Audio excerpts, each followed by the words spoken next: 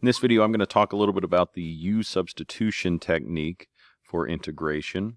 The U substitution technique is a pretty good technique that we use when we integrate a composition of functions. So in a sense, it's a way to undo the chain rule. Speaking of chain rule, let's just warm up by differentiating with respect to x. You'll have to use the chain rule to find the derivative of each of these.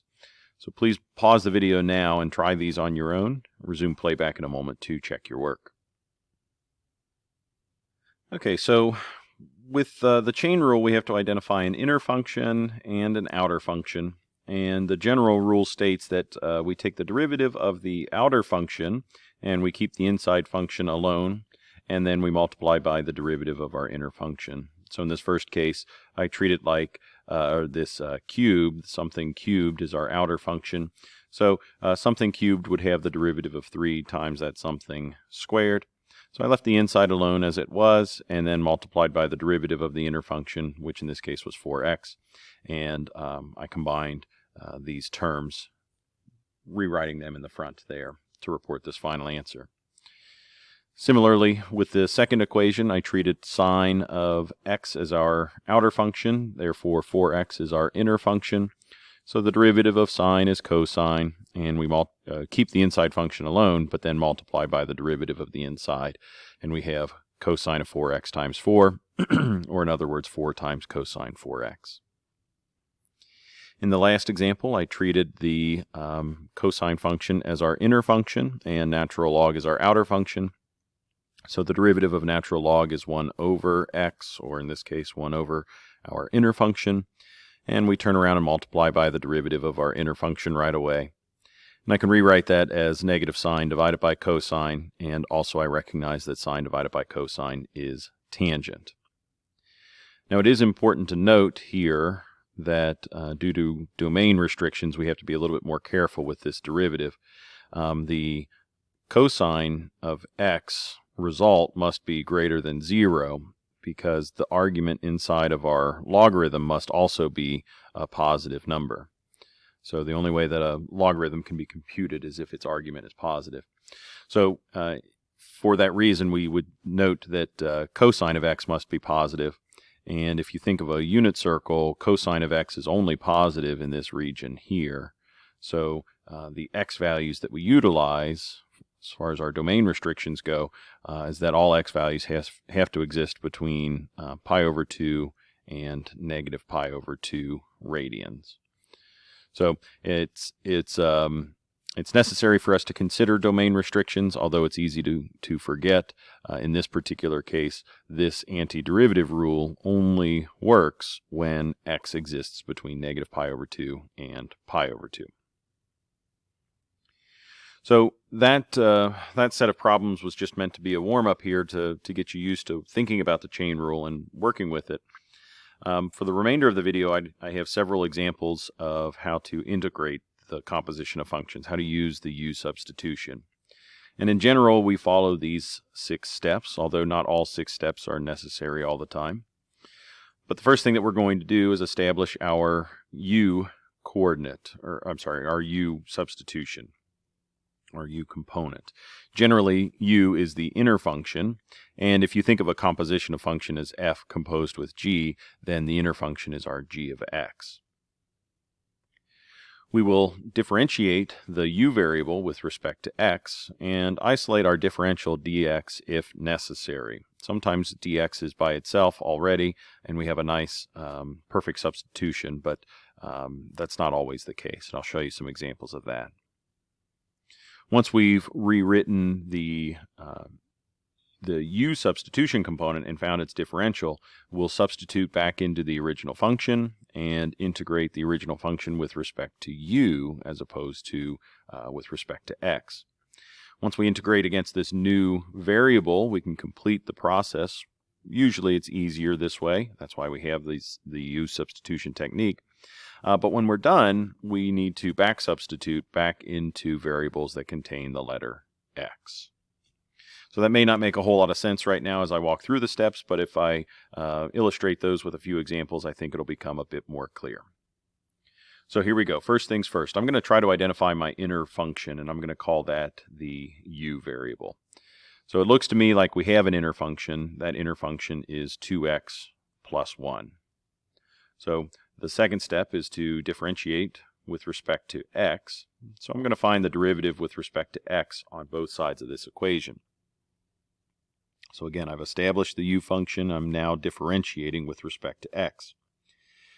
Now, I don't know what the derivative of u is with respect to x, so I'm going to leave that as a differential, du dx. And the derivative of 2x plus 1 is simply 2. Now, in the act of integration, we often end up with this differential dx by itself. We don't generally see a fraction of differentials, if you will. We don't usually see that du over dx. So what I'm going to do is I'm going to essentially multiply by this differential dx to move it to the right-hand side. And now I'm going to note that the differential du is equal to 2 times the differential dx. This is going to be helpful for us because in our original equation, we already have a 2 times dx. If you want to think of this as a series of multiplications, you can. This 2 dx is already located in our original problem, and we also have this 2x plus 1 written to the third power. So I'm going to use this 2x plus 1 to the third power as a way to rewrite u to the third power. We said that u was equal to 2x plus 1. And this 2 dx, well, 2 dx is the same as just du. So with this substitution, we can now claim or make the claim that the original antiderivative that we were looking for would really be equivalent to the antiderivative of u to the third power with respect to u. Our variables all agree with one another when we use u's and du's. We're not mixing x's and u's anymore. Well, again, I can find the antiderivative of u cubed. That's not that hard. U to the fourth power divided by 4, or multiplied by 1/4, plus c. And now that we've integrated with respect to u, we will back substitute to write our answer in terms of x. So we had isolated dx back here if necessary or as necessary. We made our substitutions back into the original equation, and we've now integrated with respect to u. So the last thing we have to do is back substitute to report our answer in terms of x. So we have 1/4 times u to the fourth power plus c. But we can back substitute since we noted all the way back here that u was really just the same as 2x plus 1. So I'll report this as 2x plus 1. And so now we can state that the antiderivative of 2 times 2x plus 1 to the third power is 1/4 times 2x plus 1 to the fourth power plus c. Let's try another example. In this case over here, I'm going to assume that this expression 10x is our inner function. So I'm going to say that u, our inner function, is 10x. That means that the differential of u with respect to x is equal to 10. But then to get the differentials isolated here, we can call this du. The differential with respect to u is equal to 10 times the differential with respect to x. So with that information known, we can start making our substitutions. We have technically e to the u power here, and we also have 10 dx, which was equivalent to du. So it looks to me that when I perform the substitution here, that our original integral is really equal to the integral e to the u. So e to the power of u du, because the 10 dx turned into du.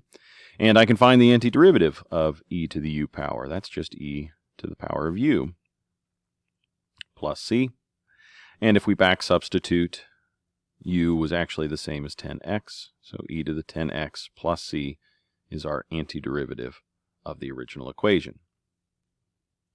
And these first two examples are what we call perfect substitution problems, because there was no real modification to the differentials of u or x.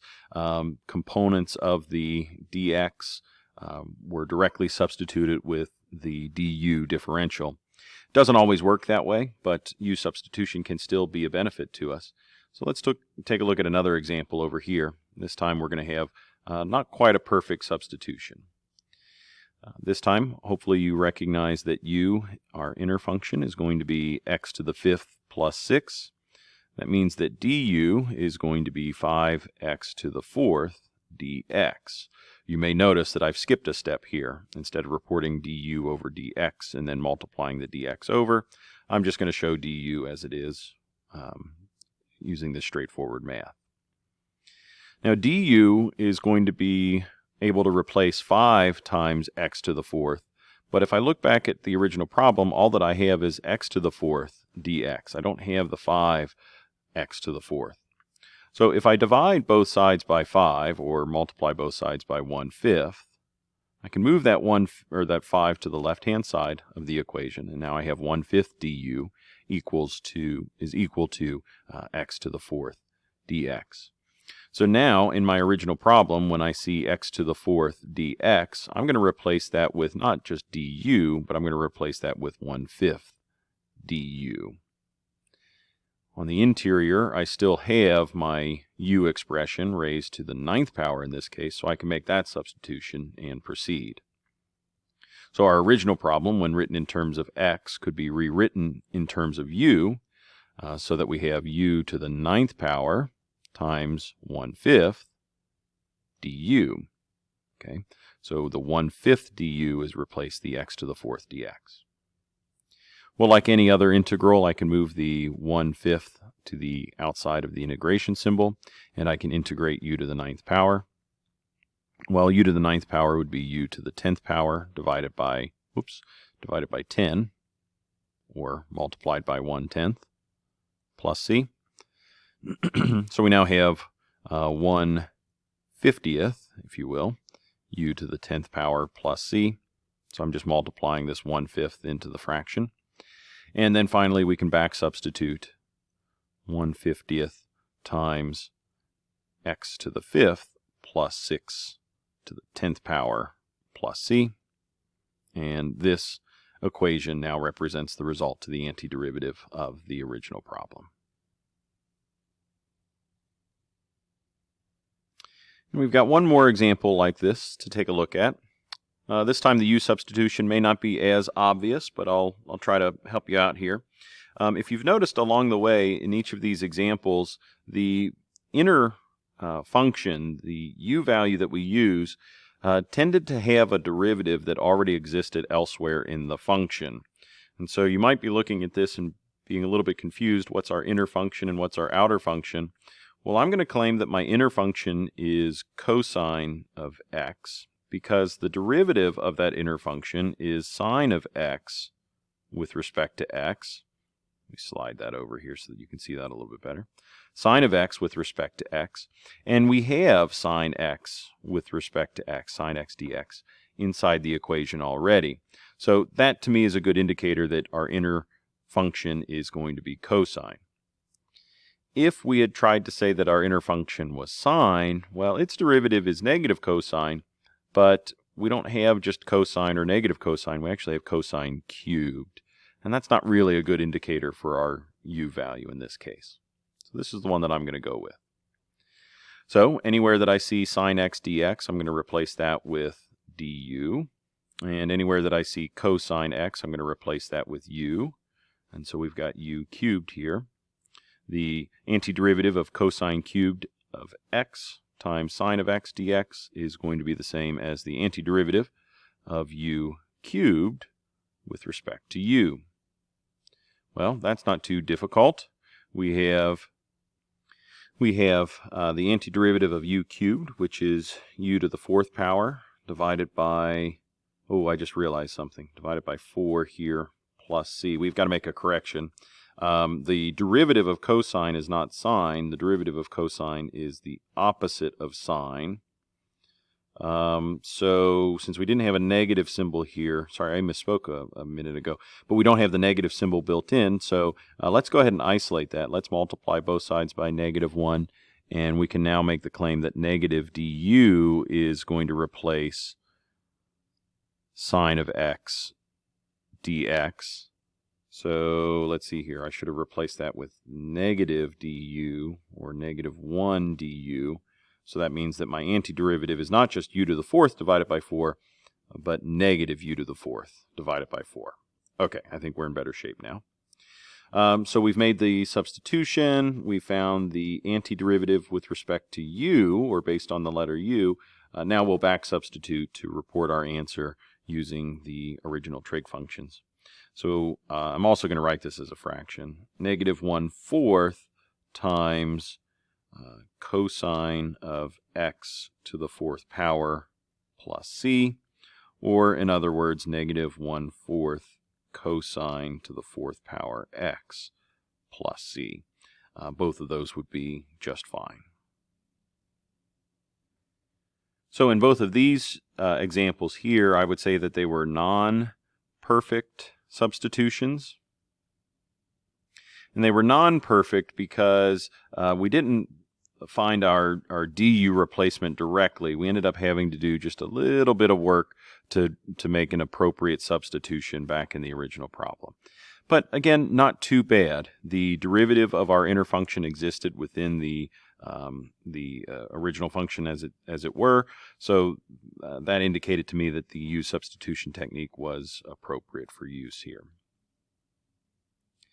Now for the last 3 examples, we can use the exact same u substitution technique, only this time we're dealing with definite integrals. We have upper and lower boundaries to each of these integrals, and we'll have to use the fundamental theorem to finish executing them. So let's talk about this one for just a second. If we didn't have the boundaries here, and we saw this expression, I'm not sure if you'd quite recognize it. We haven't seen a whole lot of these yet. But another way to rewrite this problem would have been the antiderivative of 1 over x plus 3 cubed dx. The textbook sometimes likes to bring this dx differential and multiply it in to place it on top of the fraction. So it's not really necessary for us to do that, but it is fairly common, so you'll see that from time to time. It's worth noting that that's all that's happened here. Now, in my opinion, I see the inner function operating as x plus 3. So I'm going to claim that my inner function u is equal to x plus 3. So that means that the differential of u is equal to 1, or 1 dx. The differential of u is the same as the differential of x here. So in the original problem, anywhere that I see a dx or 1 dx, I'm going to replace that with du. And anywhere that I see an x plus 3, I'm going to replace that with u. Now, I'm going to worry about these boundaries in just a second. Let me think about this differential here, or I'm sorry, this antiderivative here. If I've got 1 over u cubed, that would be the same as u to the -3rd power du. Now, something that's really important to note is that the original problem had these upper and lower boundaries based on the letter x. So we're saying that my upper boundary is x equal to 2, and my lower boundary is x equal to 4, or x equal to 0. When we rewrite the antiderivative down here, we're now building it based on u. And so the boundaries that we place here and here need to be u values. So a lot of times I call this u1 and u2 just to keep things straight, but I need to do a conversion. I need to convert x1 and x2 into u1 and u2, my lower boundary and my upper boundary. So over here, after I've done my u substitution and differential calculation, I'll just make a quick note here that u2, my upper boundary, is the result of x2 plus 3, because that's how we had defined u in the first place. So in this case, x2 was 2, 2 plus 3 is 5, and u1 is my x1 value plus 3. Again, u is the same as x plus 3, so u1 is the same as x1 plus 3. And our x1 value was 0, so 0 plus 3 is 3. So evidently, after I make the u substitution, the boundaries now change from 0 to 2 to 3 to 5. So now I can integrate using the fundamental theorem of calculus against u to the negative 3 power between the values of 3 and 5. So my antiderivative of u to the negative 3rd power will be u to the negative 2nd power divided by 2 plus c. And in accordance with the fundamental theorem of calculus, we will evaluate this at the number 3 and 5 and subtract the results. So I see 5 to the negative 2nd power divided by negative 2 plus c. That will subtract 3 to the negative 2nd power divided by negative 2 plus c. When I subtract the 2, my c components will cancel. That's typical and common. And for my other components, 5 to the negative 2 power would be 1 over 25. So 1 over 25 times negative 2 is negative 1/50th. And let's see, 3 to the negative 2 power, well, that's 1 over 9. So that's negative 1 over 18 after I divide it by negative 2. And if I'm subtracting, then I end up adding. So if I subtract a negative number, I end up adding 1/18. So that's an okay answer without the calculator. I suppose we could find a common denominator and add these two together, but I'm just going to make a note here that I'm going to reach for a calculator. And off screen, I punch this into the calculator. Negative 1 over 50 plus 1 over 18 is 8 over 225. So this step required the calculator, or at least I used a calculator to simplify that. And then this step here, if you didn't notice, this is our fundamental theorem of calculus. Go back and watch those videos, or do a quick search on the fundamental theorem of calculus to see why I ended up subtracting two calculated values here. Let's try another example. In this case, I'm going to recognize this as my inner function, so I'm going to treat my inner function u as x squared plus 1. That means that du is equal to 2x dx. Since du is going to replace 2x dx, but I don't have 2x dx, I only have 1x dx, I'm going to say that half of du is equal to x dx. I accomplished that by essentially dividing both sides by 2. And then while I'm here, I'm going to go ahead and make my u variable substitutions. If x was 0, then u ends up becoming 0 squared plus 1. So that's going to be 1. And here, maybe I'll write that out. 0 squared plus 1. Again, I'm using this definition here. For my upper boundary, the x value was 4, so 4 squared plus 1 is 17. So we're going to use boundaries 1 and 17 when we rewrite this u substitution. All right, so what I have here is 1 over u for my function. We're integrating between 1 and 17. I guess it wasn't real clear here. 0 squared plus 1 was 1. Okay, so we're integrating from 1 to 17 of 1 over u times 1/2 du. Again, we have to multiply it by 1/2 because the du component does not replace x dx, but 1/2 du replaces x dx. All right, so I'm going to push that 1/2 out to the front, and we will find the antiderivative of 1 over u. Well, the antiderivative of 1 over u is going to be the natural log of u, right? The natural log function's derivative is 1 over u. And we will evaluate this between 1 and 17.